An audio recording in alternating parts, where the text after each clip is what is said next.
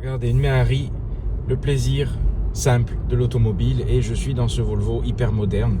Le contraste ultime, hein, vraiment. Hein. Et là, on voit qu'ils sont heureux, le chien est content. Voilà, il profite. C'est l'esprit liberté, là on a vraiment les deux extrêmes. Bon, après niveau sécurité, on repassera. Mais voilà, l'automobile pour moi c'est ça, ce qu'il y a devant. Là on est dans la geek attitude. Les amis, bienvenue dans cette nouvelle vidéo. Aujourd'hui on repart en Suède. Il y a le petit drapeau, enfin on part surtout en Chine. On va en parler. On est à bord de l'EX30, le plus petit SUV de la marque. Le dernier né de Volvo en électrique. Avant toute chose, n'oubliez pas de vous abonner, liker à la rigueur à la fin de la vidéo, mais je vous remercie par avance de cliquer sur le petit bouton pour vous abonner, activer la clochette également si vous voulez. Voilà. Toutes ces choses qui vous permettront de me soutenir gratuitement et je vous en remercie par avance. C'est parti, on va parler de ce petit Volvo. Alors les amis, voilà le Volvo EX30, le dernier né de la gamme, le plus petit SUV. Qui mesure 4,23 m en longueur et 1,84 m en largeur. Donc ça c'est bien, voilà, ça change un petit peu, un petit SUV urbain. On est sur une couleur très originale, jaune floral, ils appellent ça comme ça. Alors là, voilà, comme ça vous avez les fleurs, vous avez le parfum, la nature. Voilà, on est un petit peu sur un citron, c'est assez original, ça rendra pas pareil en vidéo qu'en vrai. Il y a de jolis reflets. Ça, je trouve, c'est un bon point. Voilà. Il y a peu de couleurs qui sont proposées. Hein. Il y a du noir, du gris, du blanc. Et le problème, c'est que c'est un petit peu ce qu'on voit tout le temps maintenant au niveau automobile et dans l'urbanisme. Hein. Regardez autour de vous, l'architecture, maintenant, tout est blanc, gris. Voilà, c'est triste. Je trouve que là, au moins, ça pète les flammes. Avec le toit noir, pailleté, en plus. Donc, c'est assez joli. Voilà. Je trouve que c'est très, très bien. D'ailleurs, la démarcation est bien fini. Il n'y a rien à dire, ça va. Pour une voiture chinoise, parce que justement, Volvo appartient à Geely, qui est chinois, et c'est la cousine de la Smart #One. Alors on va en parler, ça aussi #One, je trouve ça ridicule, on n'est pas sur Twitter. Bon, après, ce n'est que mon avis, mais je trouve qu'on est en train de perdre la tête au niveau automobile, au niveau du secteur automobile et dans tous les autres secteurs, hein, dans la société globalement. Voilà, #One, ils auraient pu trouver un autre nom, ou disons Smart One, voilà, c'est mieux. On est sur la cousine de la Smart One et cette Volvo, on va en parler, je trouve qu'elle perd un petit peu son âme Volvo puisqu'elle est construite en Chine. Alors ça c'est une chose, vous me direz tout ce qu'on a autour de nous est quasiment 100% construit en Chine, notamment au niveau de la maison, des téléphones, etc. Bon voilà, vous le savez. Mais au niveau automobile, je trouve qu'on est en train de perdre un petit peu l'émotion automobile, que tout est en train de s'uniformiser. Et surtout au niveau de l'intérieur. Mais on va en parler après. On va faire un petit tour de l'extérieur parce qu'au niveau extérieur, je le trouve très très beau. Dites-moi ce que vous en pensez. On reconnaît de suite que c'est une Volvo au niveau esthétique, au niveau de la signature lumineuse avec le marteau de Thor. Bon, moi je vois plutôt une fusée qui va décoller et qui va nous péter à la gueule. Voilà. À l'avant, calandre pleine. Le logo Volvo qui est gros. Des nervures sur le capot. Et sincèrement, je le trouve très très bien équilibré. Il est très très beau, surtout dans cette couleur qui change un petit peu, c'est tout de suite plus joyeux. Sur la partie inférieure, on est sur des plastiques durs. Voilà, mais bon, en cas de choc, ça c'est pas grave. Il y a des aérations pour les batteries parce qu'il faut bien refroidir tout ce système. Sur le côté, là on reconnaît, surtout avec le montant de la vitre, le montant C, le montant arrière. Voilà, on reconnaît que c'est une Volvo encore plus. Vous avez les rétros noirs, le contour des vitres noires. Les jantes qui sont façon électrique, hein, façon turbine, voilà, mais je trouve que ça va bien. Alors on n'est pas sur la version la plus haut de gamme, on est sur le milieu de gamme, la version plus. Et vous avez 3 motorisations, propulsion ou 4 roues motrices. Là on est sur une propulsion avec une batterie un petit peu plus grosse qui permet d'atteindre 476 km. Moi personnellement, pour l'instant, là de ce que j'ai fait, je suis à 300 km. WLTP, etc. On sait très bien que voilà, c'est de l'annoncer, mais c'est du pipeau. Alors l'arrière, je trouve ça original, voilà, j'aime bien, ça change, ça diffère et ça garde quand même la patte Volvo au niveau esthétique comme je dis.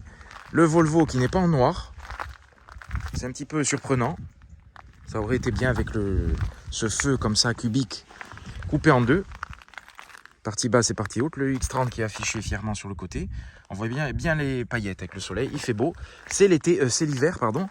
Ensuite, regardez, vue de l'arrière. Pareil, en bas, plastique noir.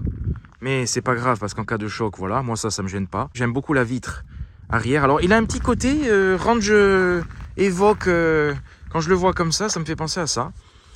Et je trouve que c'est bien dessiné. Alors il n'y a pas de bouton pour ouvrir le coffre. Où il est caché. Il est là. Voilà, alors au niveau du coffre, j'ai mis quelques affaires, je vais pousser tout ça. Au niveau du coffre, c'est la déception parce qu'on n'a que 318 litres, parce qu'il y a le moteur en dessous et les batteries, parce qu'à l'avant, il n'y a pas de moteur, voilà, sauf si vous prenez une 4 roues motrices. C'est une propulsion et on le sent bien à la conduite, hein, vraiment. 318 litres, donc pour une petite famille, ça peut suffire, mais c'est loin d'être exceptionnel. Vous avez 2 rangements sur le côté et vous avez une planche. Voilà, vous pouvez mettre des câbles. Le coffre est coupé en 2, donc c'est pas mal. Là, vous avez, j'avais pas vu, vous avez les dimensions qui sont inscrites et vous avez ce que vous pouvez transporter. Voilà, ça c'est original, pas mal d'avoir marqué ça. Comme fermer le coffre, il n'y a qu'un bouton. Coffre électrique sur cette version, milieu de gamme. Là, il se démarque. Il se fait remarquer, bien évidemment, dans cette couleur, parce que vous vous doutez bien que quand vous roulez comme un petit poussinet, là, on vous remarque de loin. Mais c'est bien. Sur le côté, cette partie noire pour protéger la voiture. Alors, on est sur un SUV, je vous mettrai la garde au sol, mais il est quand même assez haut, assez polyvalent sur ce point-là, surtout dans sa version 4 roues motrices. Et il est compact, et c'est bien, ça change un petit peu, puisqu'on est à l'époque des SUV, à l'époque de la taxe au poids, de la taxe partout. Bientôt, on nous pèsera pour avoir une taxe selon si on mange trop de McDo ou quoi. Bon, enfin bref, voilà, je trouve ça devient du n'importe quoi. À Paris, maintenant, 1 heure de stationnement, c'est 18 € pour des SUV. Celui-là, on est à 1,8 tonne, donc on reste à la limite des taxes. Alors, je vous montre en détail les phares, parce que c'est quand même un élément esthétique de la voiture principale, avec une belle signature lumineuse. Et tout de suite, c'est ce que vous remarquez quand vous le croisez avec cette couleur qui contraste. Et ça fait très agressif. Alors, quand vous vous approchez, la voiture s'ouvre. Quand vous vous reculez, la voiture se ferme. Vous avez une clé, un cube, s'il veut bien faire la mise au point. Mais il n'y a pas de bouton. Donc, quand vous vous approchez, elle s'ouvre automatiquement. Bien que vous ayez le bouton pour la fermer, ou quand vous mettez la main, ça s'ouvre. Et vous accédez à l'intérieur. Alors, l'intérieur, beaucoup de choses à dire. Ce qu'on remarque sur cette Tesla, pardon, sur cette Volvo, oui, vous l'aurez compris, l'intérieur s'inspire de Tesla. C'est épuré, c'est beau, mais moi, les écrans comme ça et tout, je commence à en avoir ras-le-bol dans l'automobile parce qu'on est en train de geeketiser, le terme ne se dit pas, mais vous aurez compris, l'automobile, et on est sur des iPads roulants, on n'est plus sur de l'automobile. Un iPad roulant, ces voitures-là, avec toutes les aides, parce que c'est pas contre Volvo, c'est pas contre les constructeurs, ils font ce qu'ils peuvent, c'est surtout qu'ils doivent subir ces normes de l'Union européenne qui en deviennent vraiment ridicules. Voilà. On vous pousse à acheter de l'électrique, mais on augmente le prix de l'électricité sans cesse et ils vont le taxer. On vous pousse à acheter des SUV parce que de toute façon, il n'y a plus que ça. Voilà. Et après, on vous taxe sur le poids. Ça devient ridicule. C'est comme à l'époque acheter du diesel et puis après, on le massacre. Bon, là, c'est encore pire, je trouve. C'est encore plus ridicule et ça va avec tous les problèmes de notre société. Il ne faut pas oublier ce qu'il y a eu ces dernières années. Hein, voilà, la mascarade continue dans tous les domaines. Ça devient du n'importe quoi. Voilà, c'est un peu la vidéo coup de gueule, hein, parce que je commence à en avoir marre de voir ces inspirations Tesla. Là, pour le coup, on perd l'âme Volvo à l'intérieur. Moi qui vantais le C40, moi qui vantais l'XC60, qui était hybride, mais la C40 était full électrique, on avait la planche de bord conventionnelle Volvo. Là, non, on perd l'âme Volvo. Et c'est bien dommage. À quel prix, à quel type? Le style y est, ça plaira, hein, ça jette à l'œil. C'est une voiture, franchement, je suis monté à bord, les premières impressions sont positives. Le confort y est. C'est beau, ça en jette, en plus ça sent le neuf. C'est esthétique, vous avez du moussé sur le dessus. Et quand vous ouvrez la portière, vous avez vu sur ce siège qui dégage une bonne impression de confort visuellement, et qui est très confortable. Le gris contraste bien avec ces couleurs extérieures, parce que si c'était tout gris, je trouve ça encore plus triste. Quand vous ouvrez la portière, vous avez vu sur cette belle poignée, ça c'est esthétique, c'est bien, ça change un petit peu, ça tombe bien sous la main. Les matériaux sont jolis. On est en train de mettre 400 chevaux, de banaliser les 300 chevaux, 400 chevaux, de les mettre entre les mains de tout le monde, franchement, parce que ça perd complètement, on est là à jouer sur le 0 à 100, etc. Sur un SUV qui n'a pas raison d'avoir autant de performance, qui n'a pas besoin d'autant de performance. Donc je trouve ça ridicule parce que ça devient un argument marketing. Alors avant on était là à 300 chevaux, 400 chevaux parce qu'il y a quand même le plaisir du thermique bien évidemment, mais il y a surtout la prouesse technique. Là avec une électrique, elle est où la prouesse? Les chevaux, vous les sortez naturellement avec les batteries, donc il n'y a plus de prouesse. Donc on vous met 400 chevaux à tout va. Par contre, ça bip sans cesse quand vous conduisez et que vous dépassez à peine la vitesse, alors qu'on ne peut plus rouler. On est à une époque où on ne peut plus rouler. Enfin, c'est une incohérence totale. Vraiment, je trouve que... Bon, enfin bref. Bon. On va continuer, on va suivre la logique. Donc, quand vous remontez à bord, vous avez ce volant cubique. Alors là, le volant carré est très très bien. Vraiment, j'adore la prise en main, je trouve ça original. Il est un peu grand et c'est dommage qu'il y ait cette grande ouverture et il n'y a aucun écran. Parce que tout se passe ici, sur l'écran, qui prend bien les traces de doigts, sur cet iPad posé comme ça de manière verticale. Par contre, vous avez le Harman Kardon qui est là, vous avez une grande barre de son. Alors ça, c'est original, il n'y a pas de haut-parleur, il y a la barre de son et la qualité est remarquable. Au niveau de la qualité, comme je vous ai dit, il y a du moussé, il y a du moins moussé. Ça, c'est beau, j'aime bien ce motif. Vous pourrez poser des choses sur ce tableau de bord, ça se baladera pas trop. Vous avez des LED comme ça. Il y a une ambiance lumineuse de soir qui s'illumine, c'est très beau. Ça devient classique, ça se répand. Ça, c'est dommage parce que ça fait un peu cheap. Hein. Voilà, on dirait que la petite poignée va nous rester dans la main. C'est bien dommage. Mais après, au niveau du dessin, je trouve ça très beau. Il n'y a rien à dire. C'est épuré, c'est une ambiance, c'est sobre, c'est agréable à l'œil. Vous avez ça en face de vous. Il n'y a rien, il n'y a pas de compteur, il n'y a rien du tout. Vous avez ça, vous avez un petit bouton rouge. Alors là, on est surveillé, c'est Squid Game, hein, c'est un truc de fou. Voilà, ça aussi, l'Europe veut imposer ça. Je trouve ça ridicule. C'est le détecteur, le capteur de vigilance. Donc il va regarder si vous dormez pas, si vous faites pas un AVC. À la rigueur, ça c'est bien, mais bon, une fois que vous le faites l'AVC, je pense que vous êtes déjà dans le fossé. Bon, mais ça vous capte tout le temps, ça bip sans cesse. C'est fatigant. C'est des voitures fatigantes. Et c'est pas que Volvo, attention, hein, comme je dis, c'est général. Mais ça va s'uniformiser, ça devient du n'importe quoi. Parce qu'on devient des assistés complets. La vitesse qui s'affiche ici, P, drive ou marche arrière. Le régulateur de vitesse, c'est tout petit. Hein, niveau lisibilité, c'est très lisible quand vous êtes à l'arrêt. Quand vous roulez, pour trouver une option, c'est la galère. Sauf quand vous connaissez, bien évidemment, mais c'est pas du tout pratique. C'est pas intuitif. Et Volvo, je suis assez déçu parce qu'ils perdent leur rame, leur conformiste. Dans le C40, il y avait les aides, mais on n'entendait rien. C'était bien. C'était pas intrusif, invasif. Là, c'est fatigant. Et même, regardez le warning. Là, on le voit même pas. Hein, je sais pas, avec les reflets. Il est là. Voilà. Ça, je trouve ça nul de ne pas avoir laissé un bouton. Voilà, en cas d'urgence, de ne pas avoir laissé 2-3 boutons. Parce que vous avez ce bouton Home, vous avez un bouton Application, puisqu'on est sur une tablette, hein, de toute façon. Qu'est-ce qu'on en a à foutre d'avoir 100 000 applications dans la voiture? Bref, même sans écran à la rigueur. Vous voyez, il aurait sorti sans écran. Je trouvais que c'était le top. Voilà. Franchement, ça sert à rien. Vous avez la caméra, par contre, qui est de très bonne qualité. Là, c'est très bien. Ils se foutent pas du monde. Ça, c'est bien. Je trouve que c'est pas ce qui fait l'utilité. La fonction, je ne comprends pas de centraliser tout ça pour dire j'ai une tablette, je fais comme les autres parce qu'on est dans l'imitation. Voilà, les voitures, elles perdent leur âme, on est dans la pure imitation. Sauf que Tesla n'est pas une référence.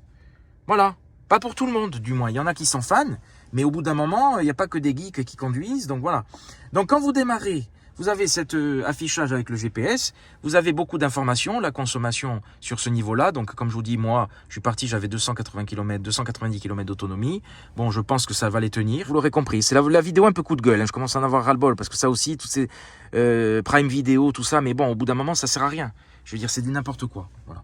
Bon, ceux qui ont connu l'avant me comprendront. Ceux qui naissent maintenant et qui connaîtront que ça, bon, ils connaîtront que ça, les pauvres. Voilà, je les plains. Mais c'est pas grave. C'est comme ça à la maison déjà avec les tablettes, etc. Donc ensuite, voilà, où j'ai appuyé. Donc je trouve ça dommage qu'il n'y ait pas une barre de raccourci, notamment pour la clim, etc. De même, là vous avez ce motif, avec le soleil ça ressort, ça fait un petit peu motif boîte d'œuf noir. Bon, ça me dérange pas, c'est bien. Le volant est réglable manuellement. On est sur des réglages manuels sur cette version. Vous avez les boutons du coup d'essuie-glace ici. Les clignotants, voilà, les commodos sont pas mal, c'est assez esthétique, en piano black. Où est la boîte à gants? Il n'y a pas de boîte à gants, comment on fait? C'est bizarre, je ne sais pas. J'ai mis du temps à chercher, et à trouver surtout. Et en fait, vous avez un bouton ici, pour la boîte à gants. Voilà, et elle s'ouvre ici. Alors là aussi, elle est grande en plus, hein, c'est bien, c'est pratique. Hein.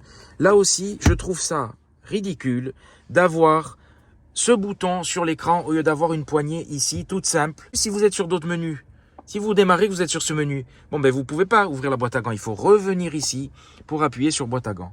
Voilà, on parle des aides à la conduite. Mais au niveau de l'intérieur, par contre, vous le constatez, il y a énormément de place, énormément de rangement. Vous avez le chargeur induction qui est là, ça c'est bien. Là, un grand espace pour mettre un sac, etc. Et surtout, vous avez... Ça c'est bien, ça c'est original. Je trouve que ça fait un peu le prolongement de la maison. C'est assez esthétique. Et vous avez un grand rangement pour mettre des câbles, ce que vous voulez. Ça c'est bien, il y a énormément de place. Et ça change un petit peu pour le coup. Avec cet accoudoir énorme, qui est très bien. Là, vous avez 2 boutons pour les vitres. Alors c'est bien, ils ont laissé 2 boutons pour les vitres. Il faudra appuyer sur ce bouton pour accéder aux vitres arrière. Voilà. Bon, ça à la rigueur, c'est pas ça qui me dérange parce que le bouton est là. Voilà. Et vous appuyez dessus pour passer aux vitres avant. Là, vous avez un tiroir qui s'ouvre comme ça. C'est très bien. Là, on est ouvert au maximum. Et vous pouvez choisir de le fermer sur un premier cran. Voilà. Donc c'est profond, hein, il y a de la place. Hein. Niveau rangement, rien à dire. Et vous pouvez le fermer. C'est très très bien. Là, donc, il n'y a rien. Et vous avez un grand bac de porte. Immense. Il y a beaucoup de place avec une poignée flottante. Ça, c'est bien. C'est beau, ça présente vraiment bien. Premières impressions, quand je suis monté à bord, j'ai été emballé. C'est beau, ça plaît. Et c'est vendeur. Franchement. Je veux dire, comment vous voulez pas être emballé par un bel intérieur comme ça?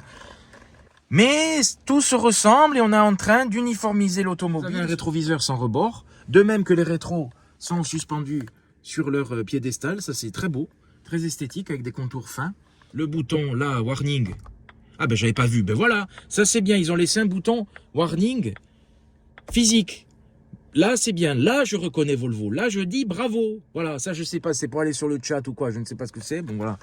Là, vous avez un énorme pare-soleil, alors ça c'est très bien parce qu'il descend bien bas, donc ça vous cache bien du soleil quand il faut, avec un miroir qui n'est pas éclairé, mais c'est pas grave. Voilà, alors ça c'est bien, bravo pour le bouton. Voilà. Ça m'étonnait aussi, ça m'étonnait de Volvo. Je me disais, là il y a anguille sous riche, là il y a un problème, c'est bizarre. Parce que ce bouton, ça vous prouve bien que Volvo, je dis pas, c'est la vérité, c'est tout, c'est pas pratique. C'est pas pratique, vraiment. Et ce siège qui est très esthétique, très confortable. Grande profondeur d'assise. Très grande profondeur d'assise même, vraiment très très bien, c'est moelleux, rien à dire sur la position de conduite qui est très agréable pour ce petit SUV avec une bonne visibilité. Alors voilà, à l'avant vous avez un petit coffre, alors ils appellent tout ça le frunk ou le trunk ou le merde, moi je dis le coffre, voilà, c'est un coffre, c'est un petit coffre pour mettre des câbles qui semble étanche, oui, donc ça c'est bien. Alors un petit détail, quand vous ouvrez la portière, vous avez le X30 qui est affiché ici, ça c'est bien. Voilà, c'est des petits détails, il y a des bonnes choses dans cette voiture. En fait, elle est joviale, c'est une voiture qui vous donne envie de vous mettre à son volant. C'est une voiture qui donne envie, qui attire, avec la barre de son Harman Kardon. Il y a de bons éléments, mais après les aides et l'Union européenne vous gâchent l'expérience. Alors je me remets dans ce sens pour que vous voyez un petit peu mieux l'écran, qu'il n'y ait pas de reflet. Là, on va parler des aides à la conduite, qui sont envahissantes, comme je dis, il y en a trop, mais c'est pas propre à Volvo, hein, je leur en veux pas. Hein. Quand vous démarrez, vous avez le maintien dans la voie, vous avez le détecteur, qui vous détecte selon comment, si vous dormez ou pas, enfin si vous regardez la route. Dès que vous quittez un peu la route des yeux, ça bip. Si vous avez la main comme ça, si vous aimez conduire comme ça, que vous avez la main comme ça peut cacher le capteur, ça peut cacher votre visage pour le capteur, donc du coup ça peut se mettre à biper, pour rien, voilà. Ça aussi, c'est pénible, c'est insupportable. Bon, surtout que ça bip, il y a des petits bips et il y a des gros bips. Donc, vous savez pas si c'est la vitesse, parce que la vitesse aussi, elle bip sans cesse. Dans une zone à 30, il était resté affiché sur 50. Alors que, et inversement, dans une zone à 50 ou à 80, il reste affiché à 50. Donc, au niveau des aides à la conduite, quand vous démarrez, moi, qu'est-ce que je fais? Je dois désactiver le maintien dans la voie. Voilà. Il faut reconfirmer, désactiver. L'avertisseur de limite de vitesse qui fait que biper. Voilà. Conduite. Vous pouvez choisir, il n'y a pas de mode de conduite, même si on a sur cette version 292 chevaux. Donc on est à un 0 à 100 en 5 secondes 4, ce qui est monstrueux et ce qui est inutile sur une voiture comme ça. Voilà. Là, vous pouvez régler le pilote assise parce qu'il y a le pilote automatique, là aussi, ça ne sert à rien pour moi. Le maintien de la distance de sécurité avec le véhicule qui précède, ça c'est bien, par contre ça freine automatiquement. Sensation de la direction, ça c'est bien, vous pouvez le changer. Souple, moyen ou ferme. Contrôle dans les descentes, alors ça c'est bien, vous avez ça, cette option en plus. Bon, je ne sais pas ce que ça vaut. Sécurité active et passive. Avertisseur de limite de vitesse, non. Assistance de changement de fil, je l'ai désactivé. Et après il faudra mettre afficher tout. Et vous avez alerte vigilance conducteur à désactiver. Et pareil, il faut confirmer. Là, vous pouvez partir. Alors, le seul problème, à la rigueur, qui est ces aides, si on pouvait les désactiver définitivement, encore, on s'en fout. Sauf que là, chaque démarrage, ça se remet. Donc c'est insupportable, voilà, vraiment. Voilà, vous l'aurez compris, je suis un petit peu colère, hein. Je suis un petit peu énervé, je commence à en avoir ras-le-bol. Hein. Parce que ce n'est pas, à la conduite, ce n'est pas pratique en conduisant, c'est tout. Statut voiture, tout va bien. Ben non, ça va pas. Non, tu me casses les bonbons, ça va pas, vraiment, surtout toi là qui me regarde. Voilà, c'est insupportable. Voilà, et en plus, il vous dit tout va bien. Bon, jour avant entretien, distance totale, ça c'est le kilométrage. Par contre, cela dit, au niveau assemblage, ça ne craque pas. Rien à dire. Ça fait quand même qualité. Hein. Si vous ne savez pas que c'est une voiture chinoise, après, en soi, voiture chinoise, ils font aussi des bonnes choses. Hein. Je veux dire, il n'y a rien à dire. Hein. Donc, niveau qualité, assemblage, peu importe qu'elle soit... En fait, c'est pas le fait qu'elle soit fabriquée en Chine qui me dérange, c'est le fait que ce soit une Volvo. Voilà, c'est tout simplement. Vous l'aurez compris, je pense que vous allez comprendre ce que je veux dire. En tout cas, le volant, rien à dire. L'intérieur est très beau, l'ambiance est excellente. La couleur, quand vous avez vu sur ça, moi je trouve ça très original, c'est bien. C'est exotique, pour le coup, ça l'est vraiment. Vitre arrière, elle me fait penser à un Range, mais elle me fait penser aussi au camion Volvo. Je sais pas pourquoi. Je sais pas. Il y a un truc à l'avant, on dirait un avant d'un camion Volvo. Enfin, le pare-brise est pas incliné autant, mais voilà, vous allez me prendre pour un fou, peut-être. Hein, tant pis, c'est pas grave. Hein. Alors, au niveau de l'arrière, vous avez, quand vous ouvrez la portière, quand même une grande portière, une banquette assez inclinée, je trouve. L'assise est bien inclinée. Effectivement, ils ont incliné la banquette pour la raccourcir en fait, hein, pour gagner en espace. Parce que là, on est sur un petit SUV de 4,23 m. Vous avez une aumônière, vous avez deux boutons pour les vitres qui sont là. Tout est centralisé, hein, tout se passe ici. Hein. Vous avez un espace, ça c'est bien, au rangement. Ah, ça c'est bien, Parce qu'ils ont fait un petit bac de rangement, ça c'est très bien. Voilà. Là, vous avez un plancher plat, parfait, pour le passager au centre. Il n'y a pas d'accoudoir sur cette version. La visibilité est quand même bonne. Dans la version supérieure, vous avez un toit énorme, une vitre immense. C'est quand même, et puis on a un beau paysage, donc ça va, puisque bien évidemment, c'est l'été. Hein. Je le dis, on est le 15 février. Hein, voilà. Je suis en t-shirt, il fait 19 degrés. D'ailleurs, pareil, pour trouver la température, c'est affiché en tout petit, et l'heure. Voilà. C'est l'été. Vous avez, pareil, cette poignée flottante. Un petit bac de porte où la banquette est inclinée, donc elle est un peu courte au niveau profondeur. Il y a quand même pas mal d'espace aux jambes. Ça, à ce niveau-là, on est bien. Quand même pas mal. Alors, parlons de tarif, on est sur une gamme qui débute à 37 500 €. Sur cette version intermédiaire, avec l'autonomie allongée, on est sur 45 000 € sur cette version. Parce que ça coûte quand même plus de 4 000 €, je crois, cette autonomie supplémentaire. Et vous avez la version supérieure qui peut dépasser les 50 000 €. En tout cas, quand vous êtes assis à l'arrière, vous avez vu sur ce joli tableau de bord, parce qu'il reste très beau, hein, la forme un petit peu taillée à la serpe, sur cette partie-là, ça j'aime bien, c'est beau, hormis l'écran, mais c'est une très belle ambiance intérieure. Alors c'est bien, vous avez quand même un petit crochet hein, pour accrocher votre costume, voilà, pour aller à la soirée Volvo EX30. Vous avez de quoi accrocher le costume et une petite lumière qui est ici, donc ça, c'est quand même... pas mal, voilà. Avec vue sur ce siège très sportif. C'est parti pour démarrer. Il n'y a rien à faire. Juste à faire ça. Voilà. Et là, vous avez le compteur qui s'affiche ici. Alors, à conduire, la voiture est un régal. Parce que vous avez... Regardez. Je suis collé. 292 chevaux. C'est très performant, mais ça n'a pas l'âme d'une thermique. Maintenant, toutes les électriques sont hyper performantes. On joue sur les chevaux, mais bon, à quoi bon? Alors, on sent que c'est une vraie propulsion parce que tout le poids est à l'arrière. 1,8 tonnes. Hein. Donc, c'est même très joueur. Les freins sont progressifs et ne sont pas hyper mordants. Voilà. Et on n'est pas sur la version la plus puissante. Hein, parce que vous pouvez avoir une version avec plus de 400 chevaux. Le volant, j'adore. Prise en main. Là, on a le capteur. Hein. Alors, s'il me voit plus... il va biper dans pas longtemps, je pense. On est surveillé. Et encore, il y a certaines voitures électriques qui parlent carrément, qui vous disent regardez la route, regardez la route. Alors là, c'est la goutte de merde qui fait déborder la cuvette, hein, vraiment. Hein. Bon, enfin, excusez-moi pour l'expression. Hein, mais cette carte qui tourne sans cesse, ça vous, qu'est-ce qui se passe? C'est quoi ce bug là? Bon, on est sur une pré-série. Ah ben voilà, je fais des burns, des 360. C'est du n'importe quoi, mais on est sur une pré-série, donc la mise à jour changera. Je vais changer de menu parce que ça me gonfle. Voilà, je ne veux plus voir cette carte. Donc, regardez, j'ai quitté la roue des yeux. Voilà, ça c'est dangereux. Il n'a pas bipé. C'est du n'importe quoi. Oh, bon. Donc, la sécurité, ses assistances à mort. Regardez là, si je touche la ligne, Ah ben non, là ça le fait pas, voilà, bizarrement. C'est toujours comme ça. Ça n'a pas dû détecter. Ah mais j'ai désactivé les aides. Bon ben on inverse, parce que j'avais désactivé les aides. Donc là elles sont désactivées.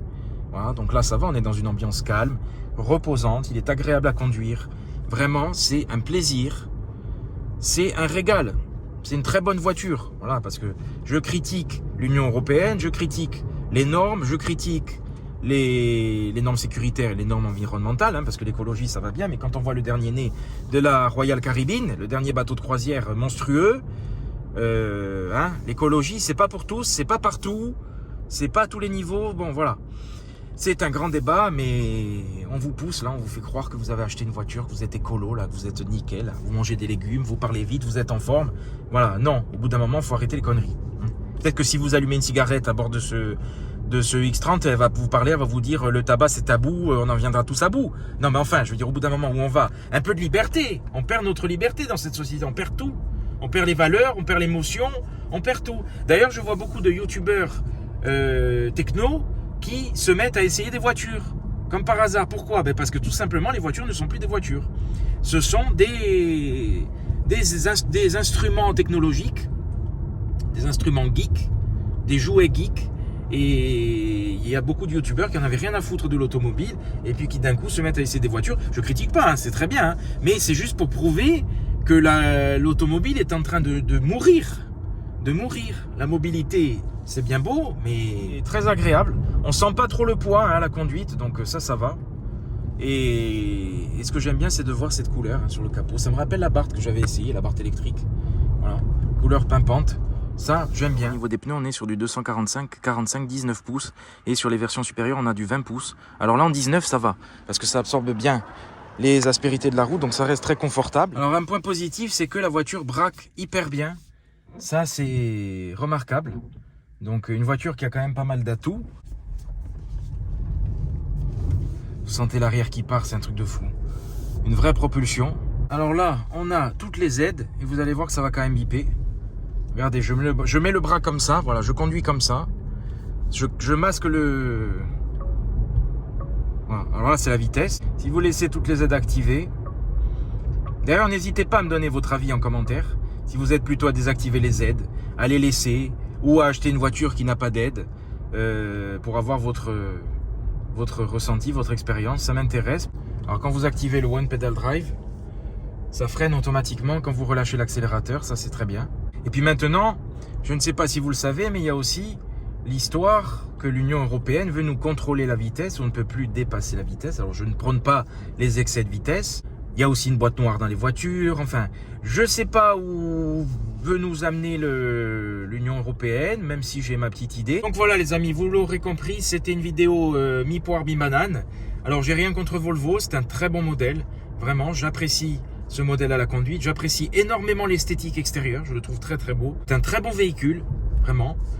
Je pense qu'il va se vendre comme des petits pains parce qu'il se démarque, il a un beau style et puis il y a l'image Volvo qui va avec. Même si on la perd un petit peu dans l'esprit, voilà, il y a quand même la renommée Volvo.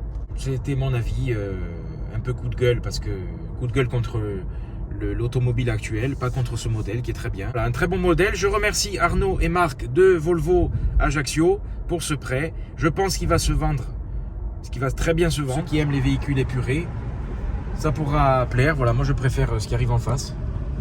Ça c'est magnifique, c'est sublime. Voilà la vision de l'automobile avant, maintenant, ça change radicalement. Tout le monde remarque cette voiture. Hein. Niveau discrétion, on repassera. Hein. Là, tout le monde la remarque. Ils se disent, qui c'est ce gros poulet dans ce petit canari? C'est bizarre. Et puis là, si vous allez voir votre maîtresse avec ça, vous êtes cuit. Là, vous êtes mort. Hein. Là, alors là, vous avez vu, il a sonné. J'étais arrêté, il a sonné une fois que j'étais arrêté. Voilà, alerte collision. Enfin, c'est pour ça. Ça gâche l'expérience. C'est flou. C'est trop flou toutes ces aides. On croit nous assister, mais c'est pas bon. C'est pas bon. Et puis, à quel titre? Nous protéger? Vous êtes sûr qu'ils veulent vraiment nous protéger? Franchement, au prix de la sécurité, je ne sais pas. Avec vous mettre 292 chevaux sous le pied. Voilà, franchement, des incohérences. Les performances sont entre les mains de tout le monde maintenant. Voilà, il n'y a plus à dire j'achète une sportive, elles sont toutes sportives. du moins dans les performances et dans les chiffres, parce qu'après, j'arrête le clignotant. Allez, je vais ralentir un peu. Pas bien ce que je fais, mais voilà, ça part comme une balle et ça n'a que 292 chevaux, vous avez vu, parce qu'on sait qu'on a plus de 400 chevaux dans la version ultime, donc voilà, c'est pas utile, hein. C'est amusant 5 minutes, c'est bien pour s'insérer, ça c'est une sécurité, mais ça bip. Voilà. Si vous aimez les bips, c'est une voiture qui va vous plaire, les voitures modernes vont vous plaire, mais en tout cas ce Volvo a de sérieux atouts, il se différencie de la Smart. Je ne dis pas le nom parce que hashtag ça m'énerve, voilà. Et au niveau du style, c'est une réussite. Voilà. Alors la question que je vous pose, dans ces niveaux de prix, 45 000 €, est-ce que vous prenez une Tesla, un EX30 ou autre chose en électrique? Voilà, n'hésitez pas à me donner votre avis en commentaire. Moi, pour avoir essayé la Tesla Model 3 Performance, qui était un monstre de puissance, mais je m'en fous, parce que pour moi la puissance et le plaisir de conduite c'est thermique. Au niveau de la qualité, il y avait les plaquages en bois qui se décollaient alors que la voiture était neuve, quoi. Donc bon, là, pour l'instant, il n'y a rien de choquant. Donc à choisir, je prends ça. La sonorisation qui est très bonne, je ne l'ai pas précisé. Voilà, c'est très bien. Il y a un faux bruit électrique hein, quand vous reculez, mais ça c'est bien que la voiture fasse du bruit parce que il va arriver des accidents avec ça, avec les voitures hyper silencieuses. Et le bruit n'est pas désagréable, donc ça c'est bien. Pour tout vous dire, il y en a qui ont découvert cette voiture. J'ai croisé des personnes qui se sont intéressées à la voiture. Ils m'ont demandé est-ce que ça se décroche? Est-ce qu'on peut prendre la tablette et l'amener à la maison? Tellement l'intégration, voilà quoi. Vous voyez l'esprit technologique de la voiture quoi. Donc, c'est pas faux. C'est pas faux. Un iPad qui se ramène à la maison, c'est ce qui va arriver, je pense, dans certaines voitures. Donc voilà.